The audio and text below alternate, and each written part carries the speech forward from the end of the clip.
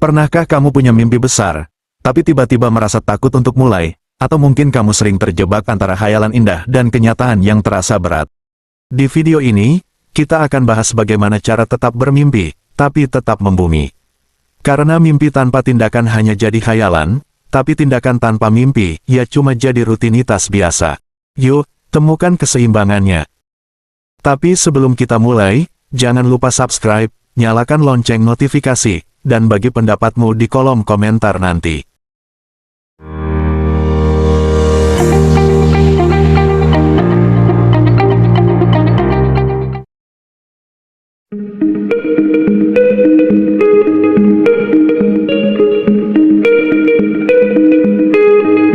Impian, cita-cita, atau tujuan hidup itu penting, karena beberapa alasan sederhana yang mempengaruhi cara kita menjalani hidup.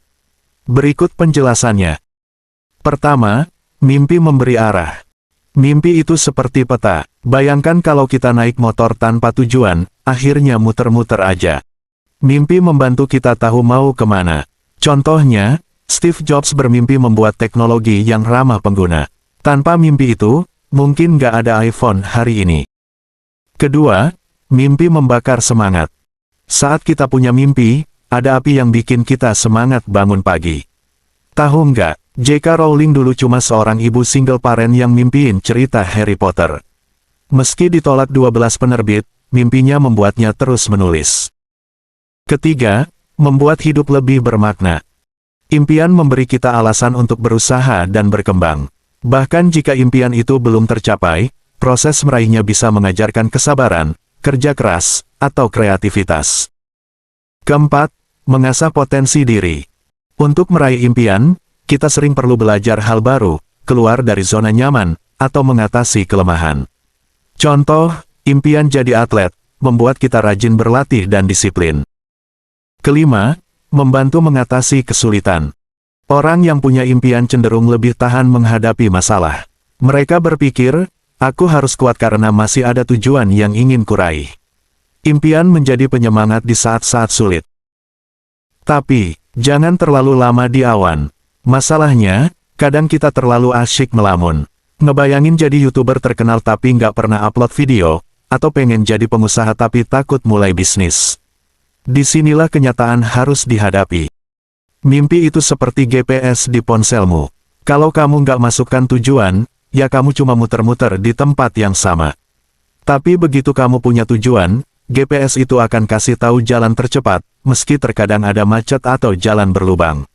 Mimpi bekerja dengan cara yang sama, dia memberi kita arah, meski proses mencapainya nggak selalu mulus.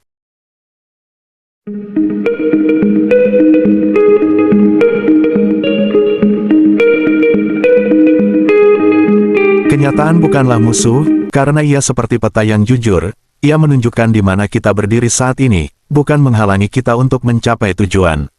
Simak penjelasannya dengan analogi sederhana berikut. Pertama, kenyataan sama dengan pijakan untuk melompat lebih tinggi. Bayangkan kamu ingin melompati parit lebar. Jika kamu mengira tanah di depanmu rata, padahal sebenarnya berlubang, kamu bisa terjatuh. Kenyataan seperti melihat parit itu ada, justru membantumu mengukur kekuatan lompatan, mencari jalan memutar, atau bahkan membangun jembatan. Tanpa mengenali kenyataan, impianmu bisa jadi lompatan buta yang berbahaya. Kedua, kenyataan adalah guru yang tegas tapi baik hati. Misalnya, kamu ingin jadi penyanyi, tapi suaramu masih fals. Kenyataan bahwa suaramu belum bagus bukan untuk menjatuhkanmu, tapi mengingatkan, ayo latihan lebih keras atau cari guru vokal. Seperti pisau yang perlu diasah agar tajam, kenyataan membantu kita memperbaiki diri. Ketiga, kenyataan membantu kita menyesuaikan mimpi. Bayangkan kamu ingin menanam mangga di pot kecil. Kenyataan pot kecil dan akar yang butuh ruang, mengingatkanmu untuk ganti pot yang lebih besar, atau pilih tanaman yang cocok untuk pot kecil. Kenyataan tidak membunuh mimpimu, ia hanya membuatmu lebih kreatif dan realistis. Keempat, kenyataan bisa menyimpan hadiah tersembunyi. Contoh, kamu gagal masuk universitas impian.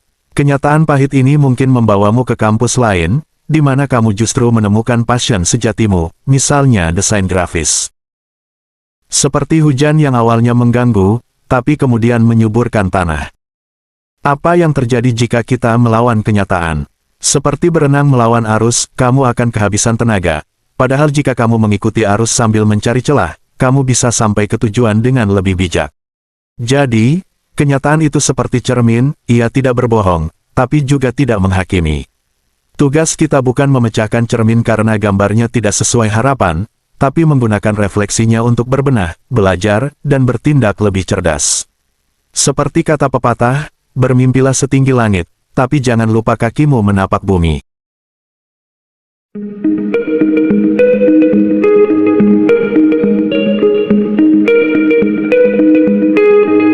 Mimpi yang tinggi, justru hal yang bagus, tapi juga perlu menyadari kenyataan agar kamu tidak kecewa dan sakit hati. Gimana caranya? Ini langkah-langkah untuk menyeimbangkan mimpi dan kenyataan. Langkah 1, breakdown mimpi. Mimpi besar harus dipecah jadi langkah kecil. Contoh, mimpi, jadi desainer grafis profesional. Langkah nyata, ikut kursus online, buat 1 desain per hari, promosi di Instagram. Langkah 2, evaluasi sumber daya. Lihat apa yang sudah kamu punya, misalnya, waktu, uang, dan skill. Kalau mau kuliah ke luar negeri tapi tabungan masih minim, mungkin mulai dengan cari beasiswa atau kerja sampingan. Langkah 3, action, sekecil apapun. Banyak orang terjebak di fase, nanti saja. Padahal, 5 menit sehari bisa membuat perubahan. Mau jadi penulis, tulis 1 paragraf hari ini. Mau sehat, lari 10 menit dulu. Langkah 4, fleksibel dengan rencana. Kadang jalan nggak sesuai rencana. Nggak masalah. Misalnya, kamu gagal masuk jurusan favorit, tapi ternyata di jurusan lain malah ketemu passion baru. Langkah 5, cari komunitas pendukung. Kenyataan akan terasa lebih ringan, kalau ada teman seperjuangan. Ikut grup diskusi, atau cari mentor yang sudah berpengalaman.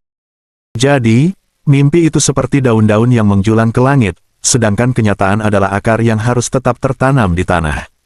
Kalau pohon cuma punya daun tanpa akar, dia akan tumbang. Tapi kalau cuma akar tanpa daun, nggak ada yang bisa menyerap sinar matahari. Artinya, kita butuh keduanya, akar yang kuat atau tindakan nyata, dan daun yang rindang atau mimpi tinggi.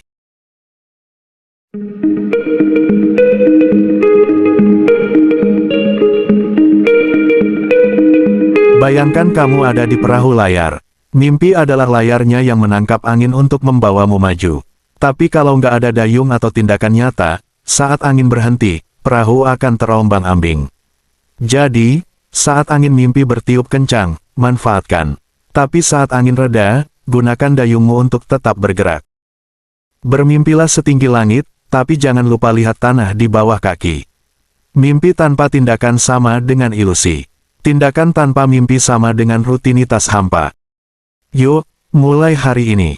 Tulis 1 mimpi besarmu. Buat 1 langkah kecil untuk mencapainya.